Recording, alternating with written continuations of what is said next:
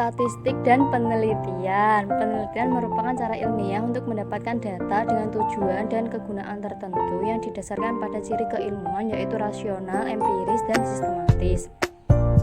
Rasional yaitu masuk akal, empiris dapat dilihat oleh indera manusia, sistematis menggunakan langkah-langkah tertentu.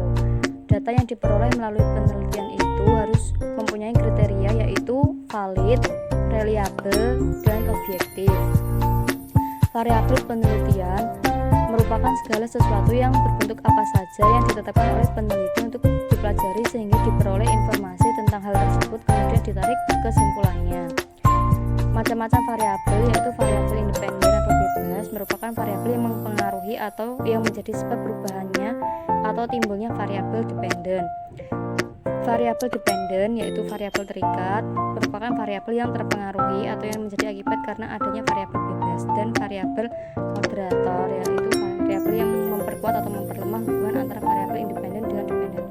Macam-macam statistik, yaitu deskriptif, inferensial.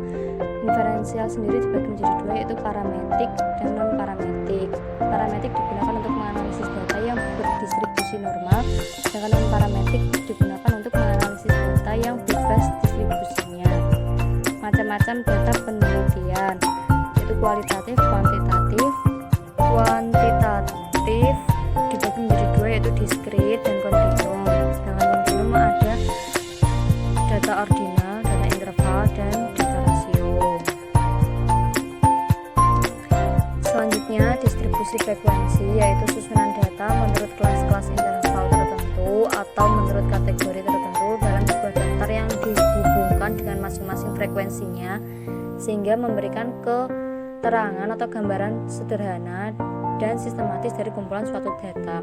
Distribusi frekuensi memiliki kelebihan dan kekurangan seperti yang sudah dituliskan dalam gambar.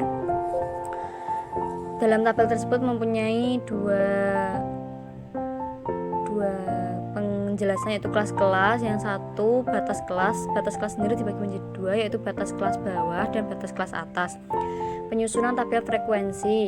Yang pertama, urutkan data dari nilai terendah sampai nilai tertinggi, atau sebaliknya. Kedua, tentukan terlebih dahulu nilai tertinggi dan terendah dari kumpulan data yang akan disajikan. Kemudian dari nilai tertinggi dan nilai terendah tersebut maka dapat dilakukan perhitungan range atau jangkauan dengan rumus R sama dengan nilai tertinggi dikurangi nilai terendah.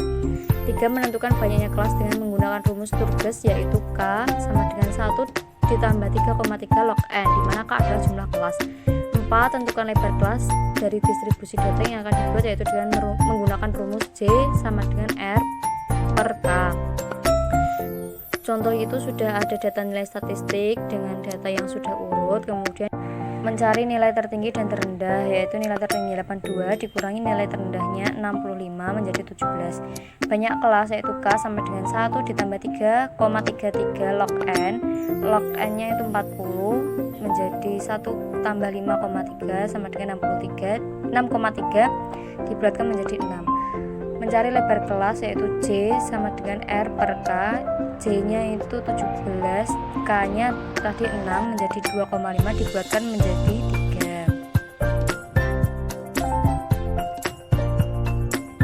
3. Menentukan batas kelas, yaitu batas kelas bawah dikurangi 0,5 sedangkan batas kelas atas ditambah 0,5. Nah, untuk mencari nilai tengah, yaitu 64,5 ditambah 67,5 sama dibagi 2 sama dengan 66. Begitu juga ke bawahnya seperti itu. Untuk mencari rata-rata, median, modus, standar deviasi, dan varians bisa sesuai rumus tersebut.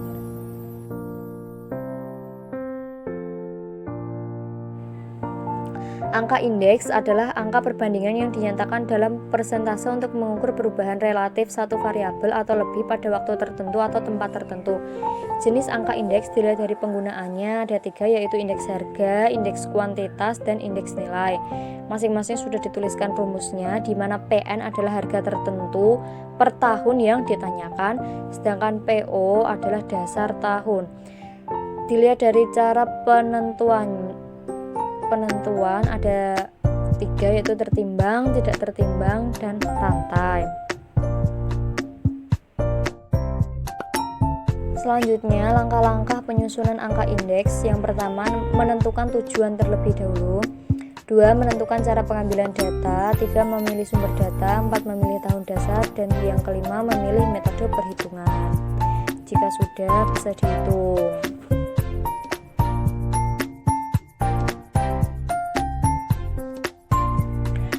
Probabilitas adalah tingkat keyakinan seseorang untuk menentukan terjadi atau tidak terjadinya suatu kejadian atau peristiwa. Ada 3 pendekatan konsep probabilitas, yaitu pendekatan klasik, pendekatan frekuensi relatif, dan pendekatan subjektif.